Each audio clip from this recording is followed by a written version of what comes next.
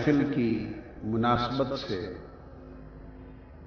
میں جس موضوع پر انشاءاللہ تعالی آج گفتگو کروں گا وہ ایک خاص نقطہ ہے،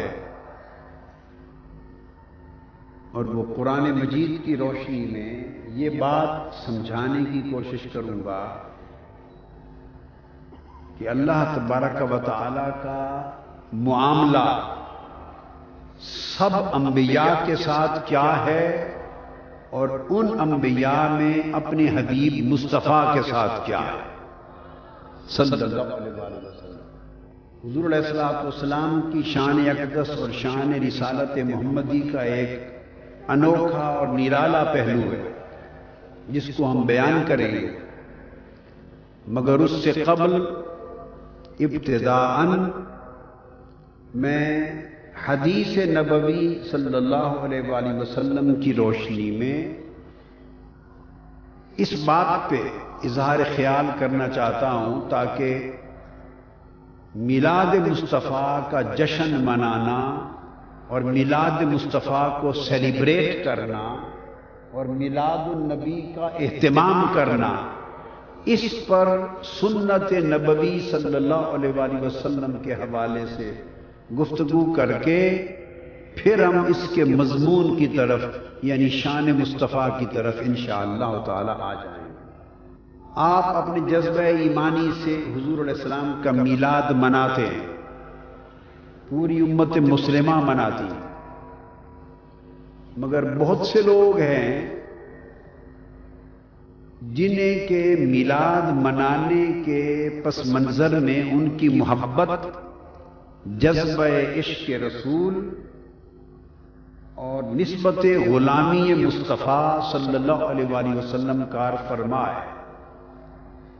اس سے بڑھ کر اس میلاد منانے کی شرعی حیثیت سنت رسول صلی اللہ علیہ وآلہ وسلم کی روشنی میں اور قرآن مجید کی روشنی میں کیا ہے کیا نہیں، اس حقیقت سے وہ زیادہ باخبر نہیں ہوتے۔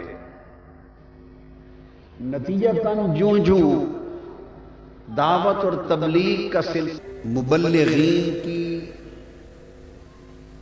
اور مفکرین کی کمی نہیں ہے کہ جو لوگوں کے ذہنوں میں تشویش، تشکیک اور پراگندہ خیالی پیدا کر رہے ہیں اور لوگوں کے ذہنوں کو مسموم، زہر آلود کر رہے ہیں یہ کہہ کر کہ یہ میلاد پاک منانا تو صرف پاکستان اور ہندوستان کے لوگوں کا کام ہے، اس کی کوئی اصل قرآن اور حدیث میں نہیں، اور عالم عرب میں اور اسلام کی تاریخ میں اس کا کوئی ثبوت نہیں۔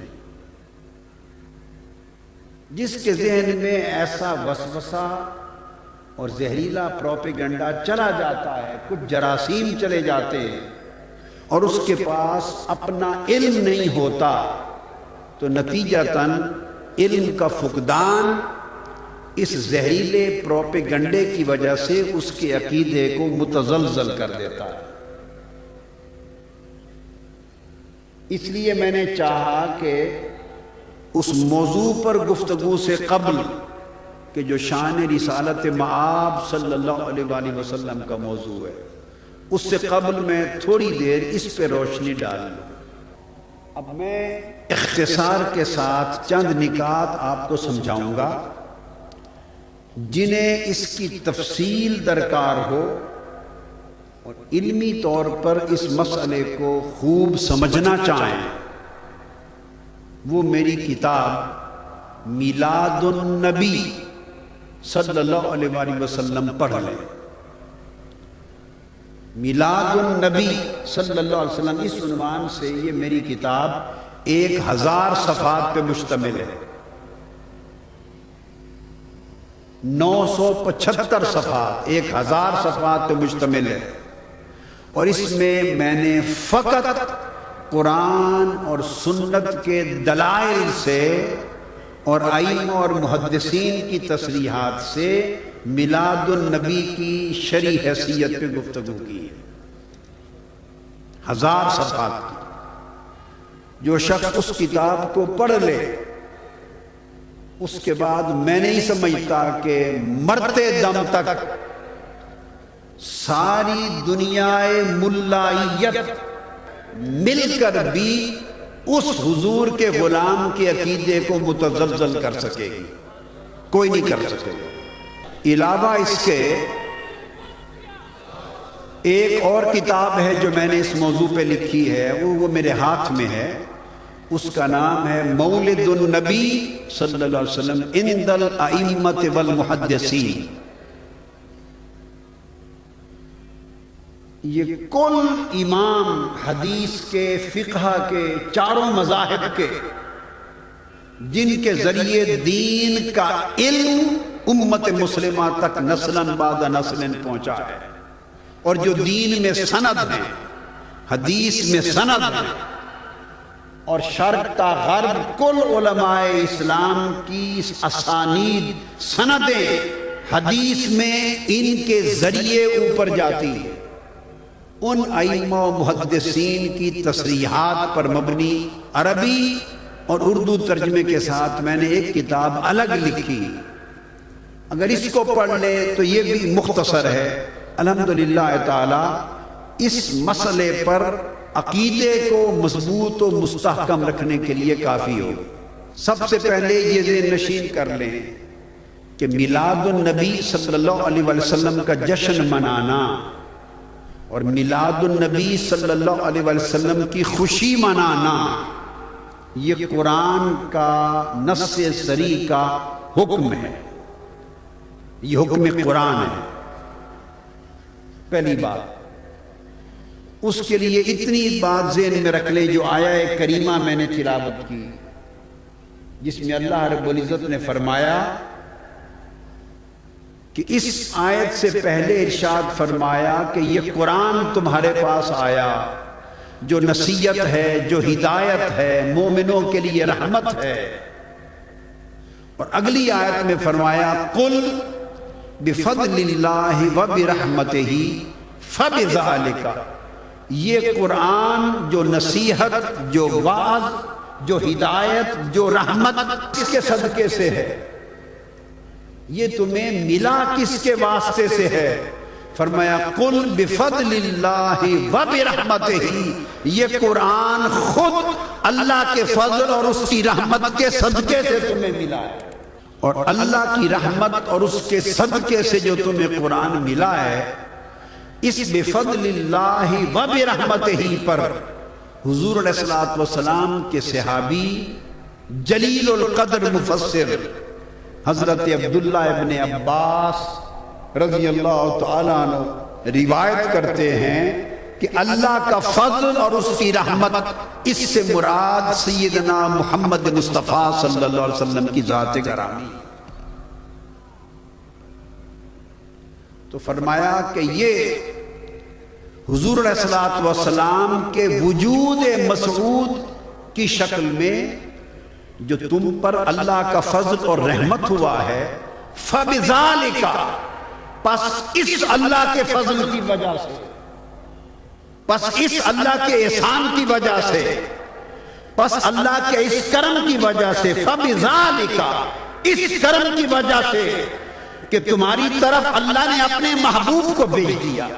لقد من اللہ علی المؤمنین اذ بعث فیہم رسولا، کہ تم پر اللہ نے احسان کر دیا کہ اپنا محبوب رسول تم میں بھیج دیا۔ بس اللہ کے اس فضل کی وجہ سے کہ اس کا محبوب رسول تمہارے پاس آیا، اور اس کے آنے کے سبب سے تمہیں قرآن کی ہدایت بھی مل گئی، فَبِذَالِكَ فَلْيَفْرَحُوا، اس کرم کی وجہ سے تم خوشیاں منایا کرو۔ تو یہ جو حکم ہے فَلْيَفْرَحُوا، فرحت مناؤ، کمیموریٹ کرو، سیلیبریٹ کرو، خوشی مناؤ، جشن مناؤ، فرحت مناؤ، یہ اللہ رب العزت کا حکم صریح ہے قرآن مجید میں۔ لہٰذا اس آیت کریمہ سے جشن نزول قرآن منانا بھی ثابت ہے اور جشن آمد مصطفیٰ منانا بھی ثابت ہے۔ یہ آیت کریمہ دو خوشیاں منانے پر نص ہے، قرآن کے نزول کی خوشی منانا اور ولادت و بعثت مصطفیٰ کی خوشی منانا صلی اللہ تعالی علیہ وآلہ وسلم۔ یہ تو میں نے قرآن مجید کی ایک آیت اختصاراً آپ کو بتا دی۔ اب چند احادیث آپ کے سامنے عرض کر رہا ہوں۔ آقا علیہ السلام دنیا میں تشریف لائے، آپ کی آمد کی انسانیت کو خوشی ہوئی۔ اللہ نے جب نعمت کا نزول ہو تو اس نعمت پر خوشی منانے کا حکم دیا، نعمت کو یاد کرنے کا بھی حکم دیا، نعمت کا چرچا کرنے کا بھی حکم دیا، نعمت پر اللہ کا شکر بجا لانے کا بھی حکم دیا اور نعمت پر خوشی منانے کا بھی حکم دیا۔ چار حکم ہیں قرآن مجید میں۔ کیا؟ ذکر نعمت، نعمت کا ذکر کرنا، تحدیث نعمت، اللہ کی نعمت کا چرچا کرنا، شکر نعمت، اللہ کی نعمت پر شکر بجا لانا، اور فَلْيَفْرَحُوا فرحت نعمت اور اللہ کی نعمت پر خوشیاں منانا۔ چاروں چیزیں قرآن مجید میں ثابت ہیں۔ میلاد پاک میں یہ چاروں عبادتیں شامل ہیں۔ نعمتوں میں ولادت اور بعثت مصطفیٰ سے بڑی کائنات میں نعمت کوئی نہیں۔ نعمتوں میں ذات مصطفیٰ سے بڑی نعمت کوئی نہیں صلی اللہ علیہ وآلہ وسلم۔ سو اس نعمت پر جب ہم میلاد مناتے ہیں تو نعمت الہی یعنی ذات مصطفیٰ کا ذکر بھی کرتے ہیں، حضور کی آمد کا چرچا بھی کرتے ہیں، تحدیث بھی کرتے ہیں، حضور کی ولادت پر اللہ کا شکر بھی بجا لاتے ہیں اور حضور کے میلاد پر جشن کی شکل میں خوشیاں بھی مناتے ہیں۔ تو میلاد النبی صلی اللہ علیہ وآلہ وسلم منانے میں اللہ کے چاروں حکم بیک وقت ان پر عمل ہوتا ہے۔ اب میں کچھ حدیثیں جو دے رہا ہوں وہ توجہ سے سنیں۔ ذہن میں خیال آتا ہے کہ ولادت تو 1400 سال پہلے ہو گئی، ہم چراغاں آج کر رہے ہیں۔ میلاد پاک کا ایک سما ہے، ترانے ہیں، نعتیں ہیں، اجتماع ہیں، لنگر ہیں، ضیافتیں، خوشی کا یہ جو پورا سما منعقد کرتے ہیں۔ کوئی معاذ اللہ آقا علیہ السلام کی ولادت آج تھوڑی ہوئی ہے، ولادت تو 1400 سال پہلے تھی۔ تو طویل مدت کے بعد ہر سال اس یاد کو یوں منانا اور ان کیفیتوں کو، خوشی، مسرت اور فرت کی کیفیتوں کو اپنے اوپر یوں طاری کرنا، پہلے اس پر سند لا رہا ہوں سنت مصطفیٰ سے۔ حدیث پاک ہے صحیح بخاری میں، اور یہ حدیث بخاری میں بھی ہے، یہ حدیث صحیح مسلم میں بھی ہے، متفق علیہ حدیث۔ حضور علیہ السلام صحابہ کرام کے ساتھ غزوہ تبوک پر جاتے ہوئے قوم سمود کی بستی میں سے گزرے۔ بات یاد رکھیں، یہ صحیح بخاری اور مسلم کی متفق علیہ حدیث۔ بخاری شریف میں کتاب الانبیاء میں آیا ہے، سمود کی بستی تھی جہاں حضرت صالح علیہ السلام آئے تھے، اور اس بستی والے لوگوں نے صالح علیہ السلام کی اونٹنی کی کونچیں اور ٹانگیں کاٹ دی تھی، شہید کر دیا تھا، اور اس پر اللہ کی بارگاہ سے ان پر عذاب آیا تھا۔ تبوک جاتے ہوئے صحابہ کرام کا لشکر ساتھ تھا، اس بستی سے گزرے۔ اب بڑی توجہ سے بات سنیں، میں دے رہا ہوں صحیح بخاری کتاب الانبیاء، اور حدیث نمبر ہے 3198۔ بخاری شریف۔ جب وہاں گزرے تو اس مقام پر دو کنویں تھے، دو کنویں تھے۔ ایک کنواں وہ تھا جو قوم سمود کی ملکیت میں تھا اس وقت، اور یہ بات ہزارہا سال پہلے کی تھی، جب سمود آباد تھے اور صالح علیہ السلام آئے تھے، ہزارہا سال پہلے۔ ایک کنواں غیر آباد سمود قوم کا تھا، ایک کنواں وہ تھا جس سے صالح علیہ السلام کی اونٹنی اس وقت پانی پیا کرتی تھی۔ جب اس مقام پر پہنچے تو آقا علیہ السلام نے حضرت عبداللہ بن عمر رضی اللہ تعالیٰ عنہ راوی ہیں، صحابہ سے فرمایا خبردار وہ جو کنواں ہے قوم سمود کا، اس سے نہ پانی پینا اور نہ اپنی ہنڈیا اور آٹا گوندنے کے لیے پانی برتنوں میں لینا، منع فرمایا۔ یہ جو دوسرا کنواں ہے جس سے صالح علیہ السلام کی اونٹنی پانی پیتی تھی، اس کنویں سے پانی پیو، اسی پانی سے آٹے گوندو، اسی سے ہنڈیا پکاؤ اور یہی پانی برتنوں میں بھر لو۔ آقا علیہ السلام کے فرمانے سے پہلے صحابہ کرام کو یہ معلوم نہ تھا، وہ اس میں سے پانی بھر چکے تھے۔ انہوں نے ہنڈیا آگ پہ در دی تھی اور آٹے گوندھ لیے تھے اور برتن بھر لیے تھے۔ آقا علیہ السلام نے جب یہ فرمایا تو صحابہ کرام نے عرض کیا یا رسول اللہ ہم تو اس کنویں سے پانی لے چکے ہیں۔ آپ نے فرمایا کہ وہ پانی جو اس کنویں سے لے چکے وہ گرا دو، جو آٹے گوندھ چکے ہیں گرا دو، جن کی ہنڈیا چولہوں پر ہے انڈیل دو اور برتن خالی کر دو، اور اس کنویں سے پانی لے کے سب کچھ کرو جس میں سے حضرت صالح علیہ السلام کی اونٹنی لیتی تھی۔ اب یہاں سے جو پہلا مسئلہ ثابت کرنا چاہتا ہوں وہ یہ کہ وہ کنواں قوم سمود کا تو تھا 4000 سال پہلے، آج بھی سمود کی ملکیت میں تھا۔ بولیے جب آقا علیہ السلام گزرے ہزاروں سال بیت گئے، بستیاں نسلیں گزر گئی، خدا جانے کس کے پاس تھا۔ ایک پرانی ہزارہا سال پرانی نسبت تھی قوم سمود کی ایک کنویں کے ساتھ اور صالح علیہ السلام کی اونٹنی کی ایک کنویں کے ساتھ۔ تو فرمایا جو بدبخت قوم سمود کا کنواں تھا اس سے پانی لینا بھی آقا نے منع کر دیا۔ تو معلوم ہوا سنت مصطفیٰ سے کہ وہ ایک بدبخت قوم کے ساتھ ایک کنویں کی نسبت تھی۔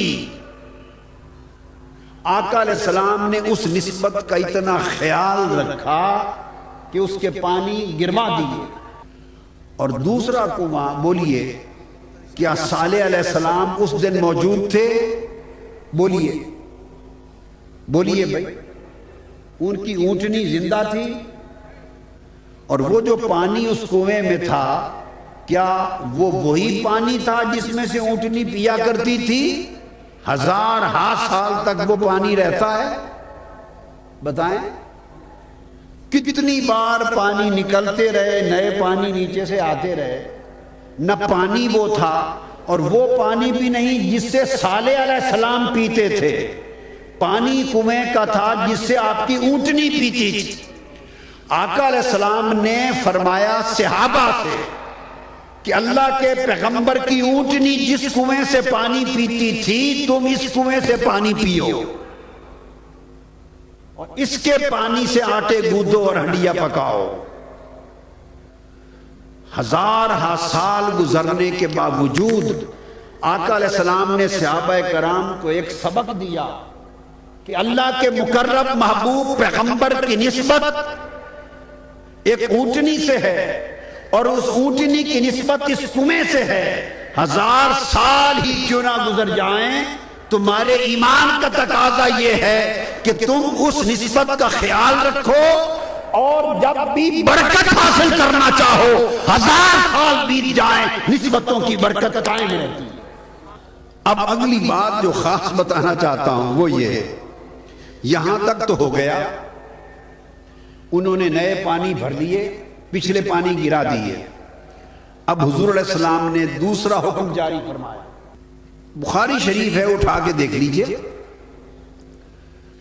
بخاری شریف ہے کتاب الانبیاء، صحیح مسلم ہے کتاب الزہد،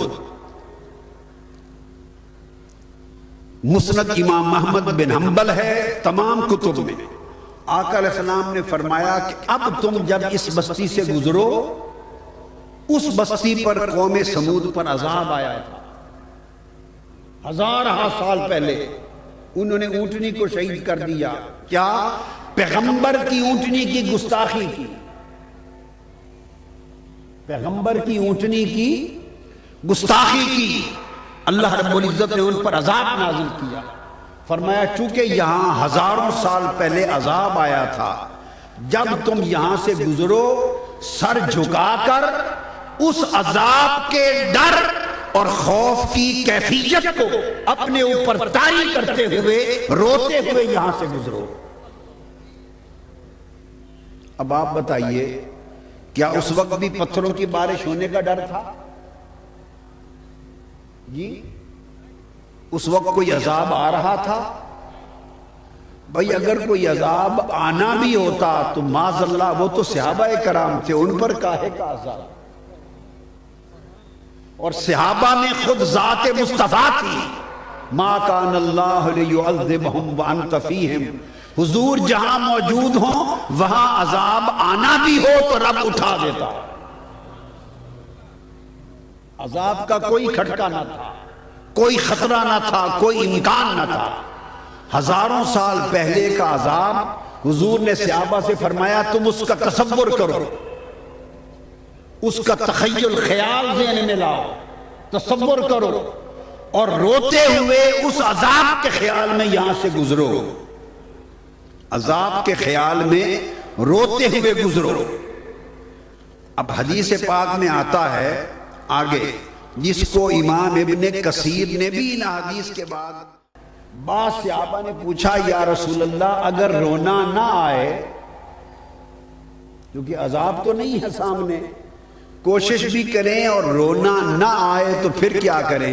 آقا علیہ السلام نے فرمایا جس سے رونا نہ آئے وہ رونے والا منہ بنا لے اور رونے کی آوازیں نکال لے اور اپنے اوپر کیفیت تصور تخیل طاری کر کے اس طرح گزرے کیفیت کے ساتھ کہ جیسے وہ رو رہا ہے، آوازیں نکالے رونے کی، اور جو یہ بھی نہ کر سکے فرمایا اسے اجازت نہیں اس بستی سے گزرنے کی۔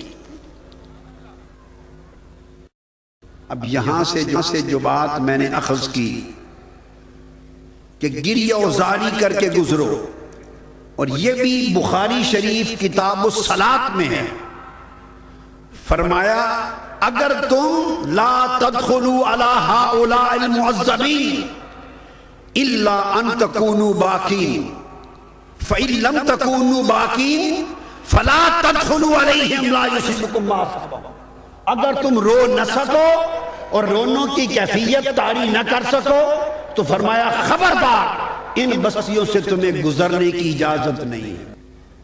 اب سوال پیدا ہوتا ہے کہ ایک عذاب اترا تھا، خوشی کی بات نہ تھی، عذاب تھا، نعمت نہ تھی، سزا تھی، اور اس عذاب کا خوف تھا۔ 1000 سال پہلے اس عذاب اور خوف کی کیفیت کو آقا علیہ السلام نے تازہ کرنے کا کہا، تازہ کرو، ذہنوں میں خیال لاؤ، زندہ کرو، اپنے اوپر اس کیفیت کو طاری کرو، اور اس کیفیت اور سما کو 1000 سال پہلے کے عذاب کے سما کو ذہن میں اور خارج میں وارد کر کے روتے ہوئے گزرنے کا حکم دیا۔ 1000 سال پہلے اترے ہوئے عذاب کا تصور تازہ کر کے گزرنے کا حکم ہے، اور 1400 سال پہلے ولادت مصطفیٰ کی خوشی کو یاد کر کے چلنے کا حکم کیوں نہیں ہے؟ پھر بات یہاں تک نہیں، آگے بخاری شریف میں ہے، آگے حدیث میں اسی صحیح بخاری کتاب الانبیاء میں ہے کہ حضور علیہ السلام نے صرف فرمایا ہی نہیں بلکہ خود بھی اپنے اوپر چادر ڈال لی اور سر کو ڈھانپ لیا، سر منور جھکا لیا اور تیزی کے ساتھ سر جھکا کر اسی کیفیت کے ساتھ بستی سے گزر گئے۔ بتائیے حضور کو بھی معاذ اللہ کسی عذاب کا ڈر تھا؟ کسی پتھروں کی بارش کا خوف تھا؟ حضور کیوں سر انور کو جھکا کے رونے کی کیفیت بنا کے تیزی سے گزرے اور سر انور چادر میں ڈھانپ لیا؟ تاکہ اس طرح پرانی کیفیتوں کو جو اللہ کے عذاب کی ہوں یا اللہ کی نعمت و راحت کی ہوں انہیں یاد کرنا، ان کا تصور کرنا اور ان کیفیتوں کو اپنے اوپر طاری کرنا اور اس کو منانا اور اس سے گزرنا، یہ سنت مصطفیٰ بن جائے صلی اللہ علیہ وآلہ وسلم۔ یہی کیفیت حدیث پاک میں ہے جو اصحاب فیل کے واقعہ سے متعلق ترمذی شریف کتاب الحج میں حدیث ہے۔ آپ کو معلوم ہے آقا علیہ السلام کی ولادت سے پہلے ابرہہ ہاتھی لے کر آیا تھا، اصحاب الفیل جس پر سورہ فیل آئی، اور ابابیل نے پتھریوں کے کنکر گرائے، کنکریاں گرائیں، عذاب آیا۔ وہ وادی، اس وادی کا نام وادی محصر۔ حدیث پاک ہے کہ آقا علیہ السلام جب اس وادی محصر کے پاس سے گزرے تو وہاں بھی یہی کیا، تیزی کے ساتھ اونٹنی کو ایڑ لگائی اور اونٹنی دوڑ پڑی اور دوڑتے ہوئے حضور اسی کیفیت کے ساتھ وادی سے گزرے کہ جیسے آج عذاب ہو رہا ہے۔ آقا علیہ السلام کی اس سنت نے ثابت کر دیا کہ مومن وہ ہے کہ وہ واقعات ذکرہم بایام اللہ، اللہ نے فرمایا اللہ کے دن ان کو یاد دلایا کریں اور امت سے کہیں کہ اللہ کے دنوں کو یاد رکھا کرے اور اللہ کے دنوں کی یاد منایا کرے۔ ذکرہم بایام اللہ۔ حضرت عبداللہ ابن عباس نے فرمایا کہ اللہ کے ایام، اللہ کے دن کون سے دن ہیں؟ وہ دن جس میں کوئی عذاب آیا یا وہ دن جس میں امت اور انسانیت پر اللہ کی کوئی نعمت اور رحمت آئی، تو وہ دن اللہ کے ایام بن جاتے ہیں۔ سو عذاب کے دن ہوں تو انہیں غم اور خوف کے ساتھ یاد منایا کرو تاکہ تم اللہ سے ڈرتے رہو، اور جس دن اللہ کی کوئی نعمت اور رحمت آئی ہو اسے تشکر اور خوشی اور فرحت کے ساتھ منایا کرو تاکہ عمر پر اللہ کی شکر گزاری رہے۔ یہ دو عمل وہ ہیں جنہیں آقا علیہ السلام نے اپنی سنت بنا کر قیامت تک ہمارے لیے رکھ دیا۔ یہ میں نے ابتداً دو احادیث دیں، اب آگے آقا علیہ السلام کی سنت کی طرف آتے کہ حضور علیہ السلام نے خود اپنی حیات مبارک میں یوم موسیٰ منایا۔ ہم میلاد کے جشن کی شکل میں یوم مصطفیٰ مناتے ہیں، اور حضور علیہ السلام نے یوم حضرت موسیٰ منایا، حضور علیہ السلام نے یوم حضرت نوح منایا،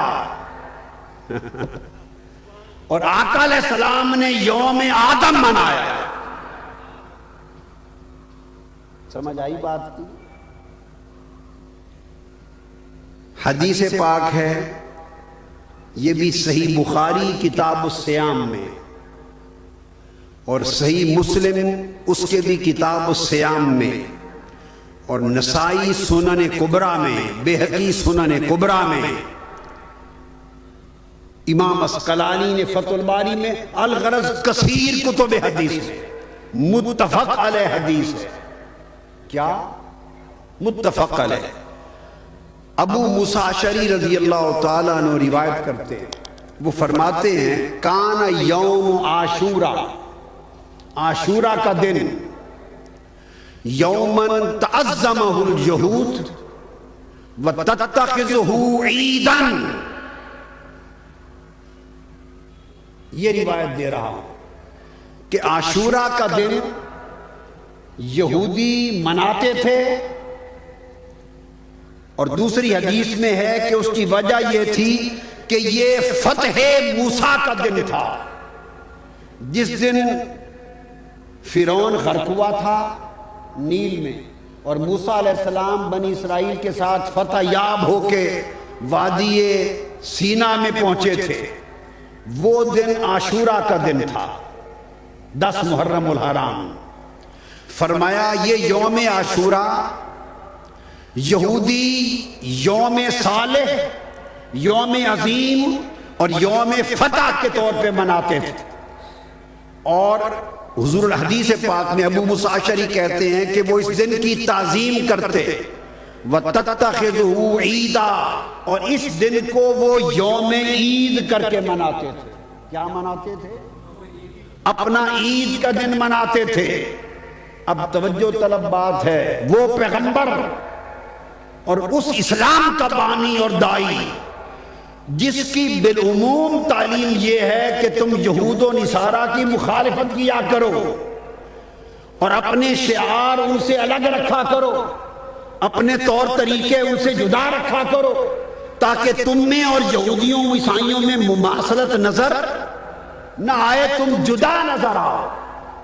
جدا رہنے اور شعار الگ الگ منانے کی تعلیم دینے والے پیغمبر صلی اللہ علیہ وآلہ وسلم اگر چاہتے تو دن آگے پیچھے کر لیتے، دن آگے پیچھے کر دیتے، مگر جانتے ہوئے کہ یہ دن یہودیوں کا حضرت موسیٰ کی نسبت سے یوم فتح، اس دن وہ اس کی تعظیم کرتے ہیں، اس دن کو وہ یوم عید مناتے ہیں۔ میں توجہ زور دے رہا ہوں، یوم عید پر، روزہ رکھنے کے دن پر نہیں، وہ اور روایت ہے۔ تَتَّخِذُهُ عِيدًا، اس دن کو اپنی عید کا دن مناتے تھے۔ تاجدار کائنات نے عید کا دن یہودیوں کا جان کر بھی بدلا نہیں، فرمایا یہودیوں نحن اولا بموسیٰ منکم، اگر موسیٰ کا یوم تم مناتے ہو تو مصطفیٰ تم سے زیادہ موسیٰ علیہ السلام کا حقدار ہے۔ فرمایا صحابہ کو کہ صوموہ انتم، میرے صحابیوں یہ حضرت موسیٰ کا دن ہے، تم بھی اس دن روزہ رکھا کرو۔ تو آپ نے دیکھا اس دن کو آقا علیہ السلام نے بشکل روزہ سیلیبریٹ کرنے کا حکم دے دیا، اور یہ بھی حدیث صحیح مسلم میں ہے کہ اہل خیبر یصومون یوم عاشورہ ویتخذونہ عیدا، خیبر کے یہودی بھی اس دن کو عید مناتے، وَيَلْبِسُونَ نِسَاءَهُمْ فِيهِ حُلِّيَّةً، ان کی عورتیں سج دج کے ساتھ اعلیٰ کپڑے پہنتی، زیورات پہنتے اور سج دج کرتے۔ آقا علیہ السلام نے یہ سب کچھ دیکھا، سب کچھ سنا، سب کچھ جانا، مگر دن نہیں بدلا۔ دن کی نسبت چونکہ حضرت موسیٰ کی تھی، صحابہ سے بھی فرمایا تم بھی اس دن روزہ رکھ کر یوم موسیٰ منایا کرو۔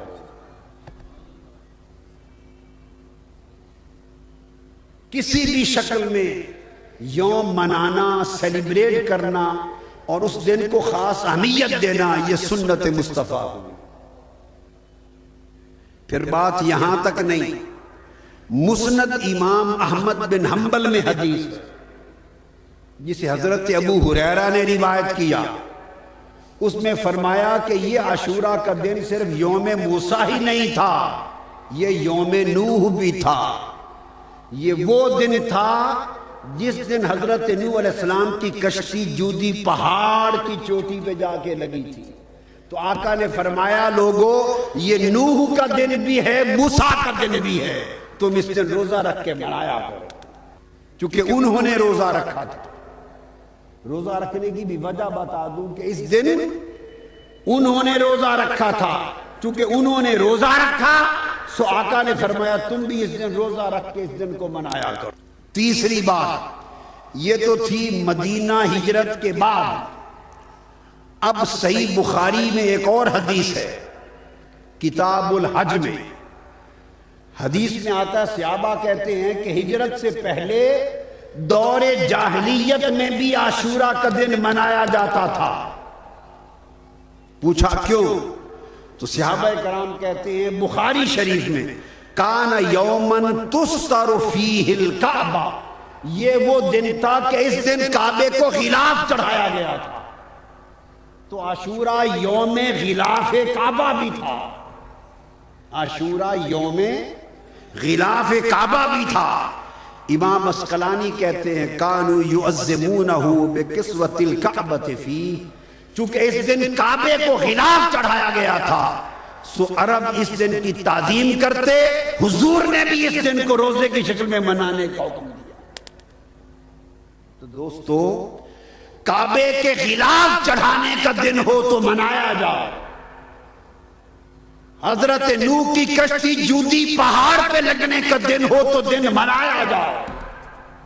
موسیٰ علیہ السلام کی فتح کا دن ہو تو دن منایا جائے. اور یہ منانا سنت مصطفیٰ سے ہو. اور اگر تاجدار کائنات کی اس کائنات میں آمد مصطفیٰ کا دن ہو تو وہ اس سنت کے تحت کیوں نہ منایا جائے. اس کے بعد ایک اگلی حدیث عرض کرنا چاہتا ہوں، اور وہ حدیث بھی بخاری شریف میں ہے، مسلم میں ہے، بخاری میں ہے، ترمذی میں ہے. آپ نے دیکھا میں ایک حوالہ بھی بخاری اور مسلم سے باہر کا نہیں دے رہا تاکہ بات ذہنوں میں بیٹھ جائے، اور جس کو ہدایت نصیب ہونا ہے اس کے لیے گریز کا راستہ نہ رہے. اور حدیث پاک کے الفاظ یہ پھر طبرانی نے بھی روایت کیا اس کو. سیدنا فاروق اعظم رضی اللہ تعالیٰ عنہ سے ایک یہودی نے پوچھا، ایک یہودی نے، یہ طبرانی کی روایت دے رہا ہوں اس وقت مگر بخاری مسلم میں بالفاظ دیگر یہی روایت ہے.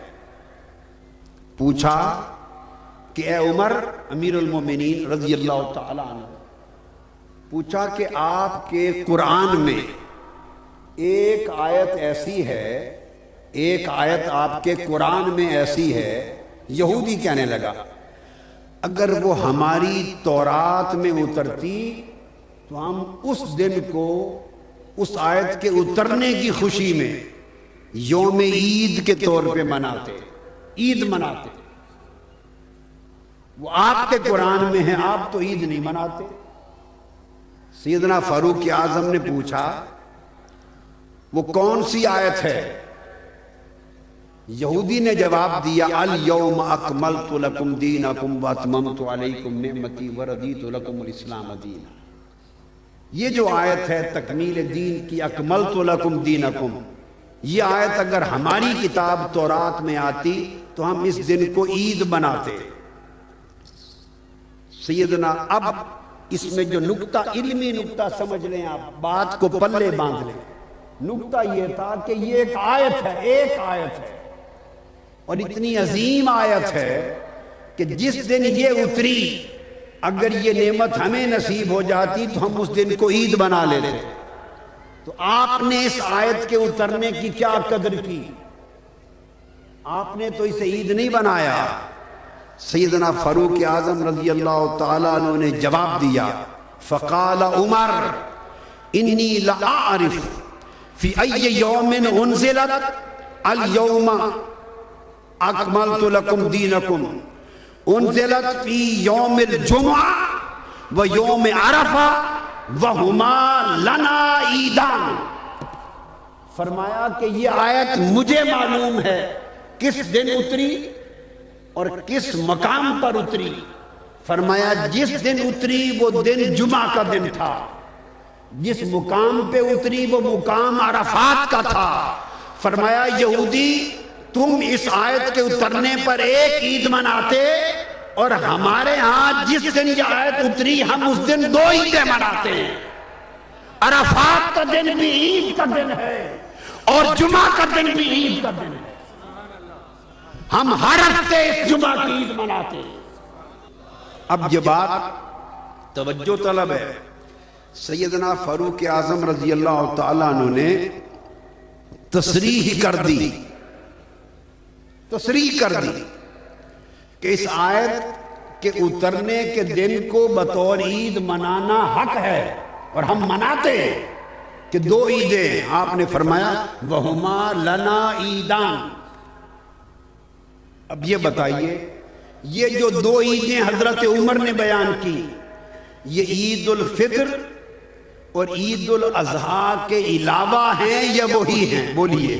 اگر کوئی یہ سمجھے کہ اسلام میں صرف 2 عیدیں عید الفطر اور عید الاضحیٰ اور اس کے علاوہ ہم کسی دن کو عید ماننے اور عید کہنے کے لیے تیار نہیں ہیں تو سب سے پہلا فتویٰ سیدنا فاروق اعظم پہ لگنا چاہیے کہ انہوں نے عید الفطر اور عید الاضحیٰ کے علاوہ ہما لنا عیدان.